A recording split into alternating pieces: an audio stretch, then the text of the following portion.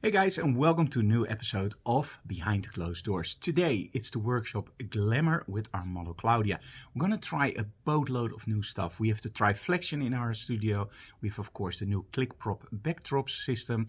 And well, in all honesty, it's gonna be a workshop that is filled with creativity, because today the title is actually Kinky Light.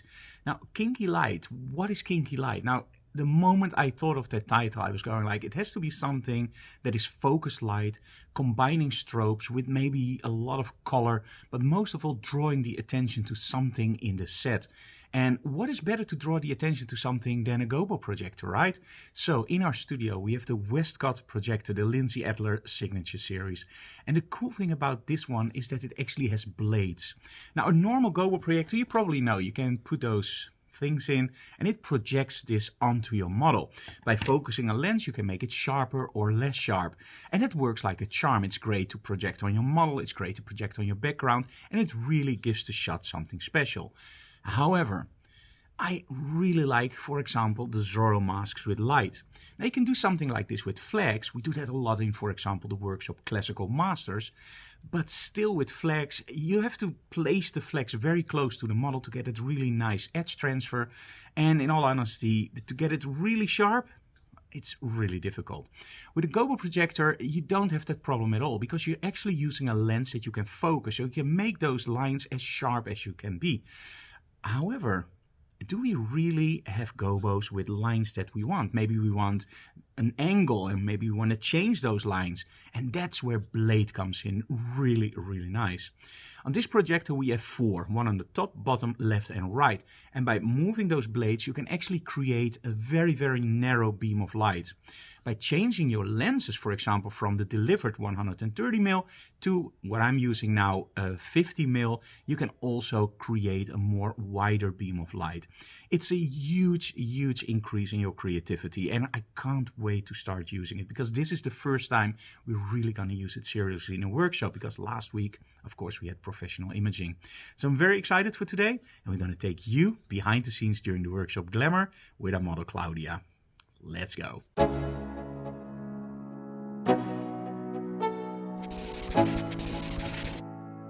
Let's go. Yo, I'm like an addict, do I gotta have it. I ain't even playing, got a really bad habit. If it moves, gotta grab it, fuse like a magnet. Lose, won't have it till I'm doomed in a casket.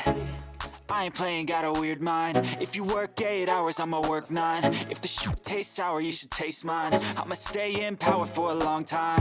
Get up, nah, I ain't a quitter. Toss me the ball, I'm a really big hitter. Big picture, I'm a straight killer. Rising the song to the highest bidder. Got juice, got gas, I'ma move fast. New shoes, new tracks, like who's that? I'm new, come back, better than last. Yeah, it's a new me, never gonna look back. I'm never gonna look back. Cause damn, I was built to last. You move slow and I move fast, and that's facts.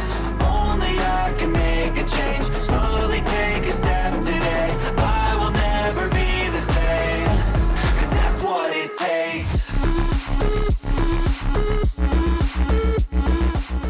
Okay, set number one, a light backdrop. Very, very nice light dress, and of course the Triflection. Now the Triflection is a very, very cool reflector actually, but it's more than a reflector. It's something that you can literally bend to everything you want. There is some connection there in my mind with the flash bender, for the very simple reason the flash bender is a totally different product, but it gives you that same quality of light where you can literally just bend it everywhere you want. So by using the Triflector in this setup, we're actually using it on the bottom. So white on the bottom to give up a little bit of light here, and then silver from the sides. Now in this setup, we also used a little bit of blue light, first on the backdrop to just create a nice hue on the backdrop, but at one point we just turned that light around straight into the camera, and it gave a beautiful, nice little bit of a glow in there. So combination of the Triflector, a big softbox, and of course that little bit of light just gives you a beautiful light quality. Now the trick about this one is actually that I'm overexposing very, very slightly. Now there is of course a train of thought, and that's a very cool one, that when you meter the light, that's the perfect exposure. And that's absolutely true, because that's the light meter. But sometimes the perfect exposure isn't the perfect exposure that you want for that shot. So in this case, we wanted to open up just a little bit, like half a stop, maybe a full stop sometimes, and just give that nice, almost porcelain look in her face, just a little bit on the overexposed side. It's not high key, but it comes pretty close to that, because the backdrop, of course, isn't 100% white. But hey, what's white key, right? Ask 10 photographers and they say something else. In this case, it's just slightly overexposed for added atmosphere.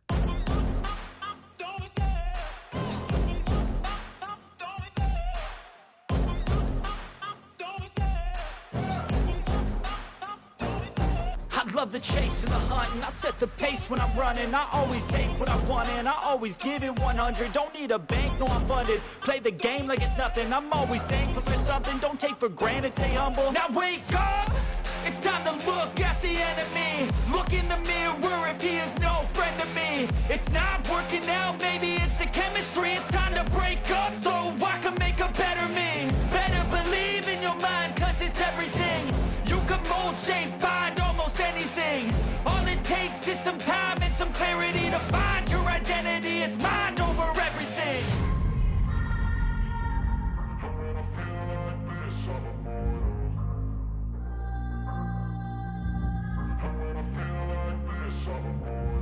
And when I feel like this, I'm immortal. When I feel like this, I'm immortal. When I feel like this, I'm immortal. When I feel like this, I'm immortal. Now this next set, this was actually quite a challenge, because what I wanted to do was use the Westcott projector and just project a beam of light over our model. Now you have to realize that with a projector like that, you can't turn on the modeling light the full time, because that will actually heat up the strobe a lot. And because we're using also other lights, in this case a red floodlight, that actually meant that we have to turn down the lights. For the model, because we're only using a small beam of light, it means that she has to stay in exactly that position. Now we're using red material on the floor, a red floodlight, and of course the Gobo projector on our model without any gels. Now the backdrop was really dark in this case. So I took out a strip light with a grid and just feather it around the backdrop. And because the Click Props backdrops have these amazing color schemes, they will actually just jump out.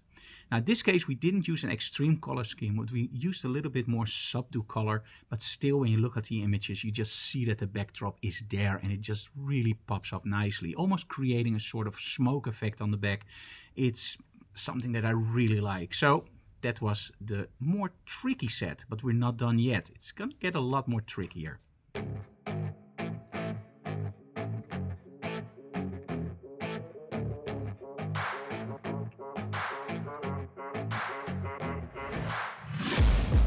Taking shots at the enemy. I'm gonna make it to the top, leave a legacy. If I got something to say, you better let me speak. Turn it up a new degree, bitch, you ain't seen anything. I pop off with the new rock, electronic, blow the sonic roof up. I'm too honest when I take a few shots. They're too toxic, need to take the noose off. And you cannot save me, cause I don't need saving. It's everything I've been chasing, all here for the taking. Don't wanna test your luck with me, I think I've had enough disease. I'm sick of all the bad thoughts, people who are half-nots. You are not as tough as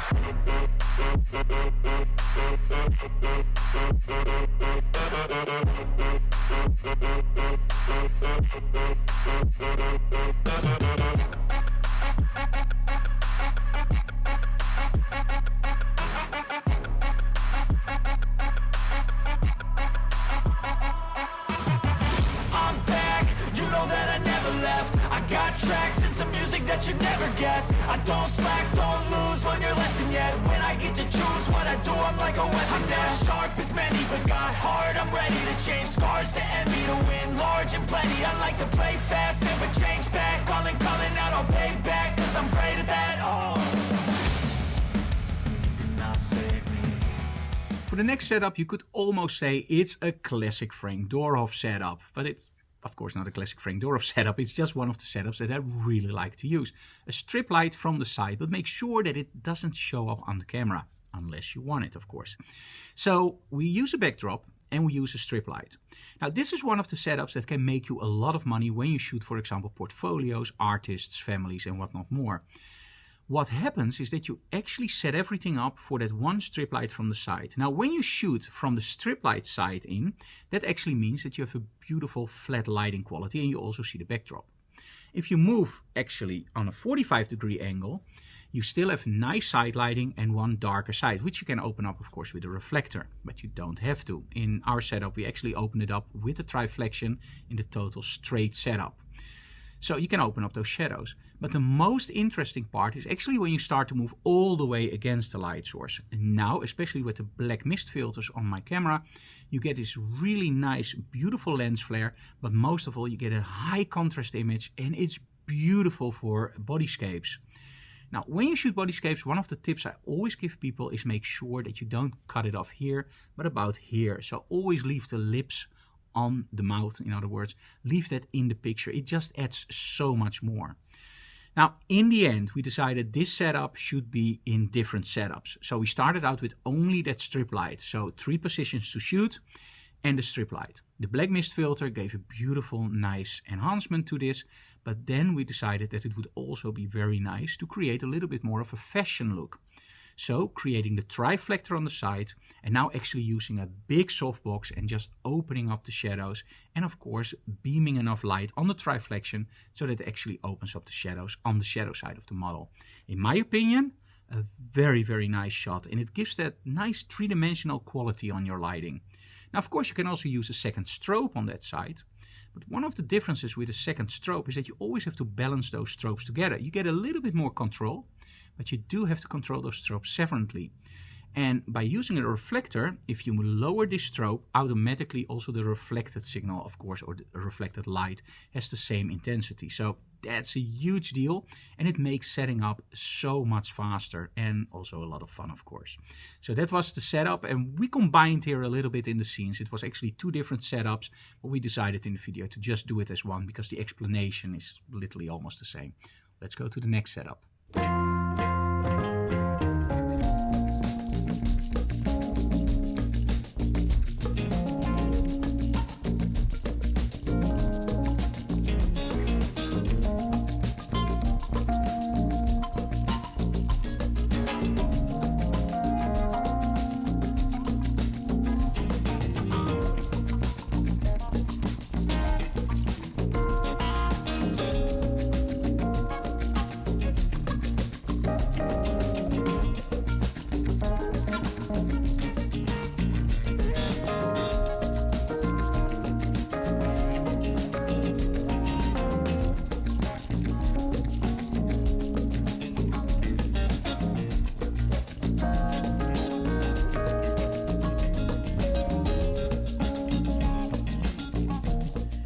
Now, as I promised you, it's gonna get weird and it's gonna get more interesting. Now, in this case, this was one setup that really had me struggling for the added effect. So, of course, you can make it really easy with a mirror. Just place it on the floor and use that reflection. That's easy, right? Use one light on our model and done. But in this case, I wanted to struggle a little bit more because I wanted to make it more impactful. So we're using the arrow backdrops from ClickPro Backdrops, which I absolutely love. It's really nice and edgy. And because the mirror is on the floor, it's a plastic mirror, so that means that it actually reflects that backdrop all the way down. Do make sure that you don't see your ceiling in there or any other stuff. So working with a mirror, it's awesome, but it also shows you a lot of reflections, which you don't want. Now in this case, what we did is we used the Westcott projector on our model with a very nice Gobo with lines. And we used a blue gel on the back. Now on the back, you might think like, hey, where did you point that strobe? The strobe was actually, as you can see in the video, straight on the mirror. So it aims down on the mirror.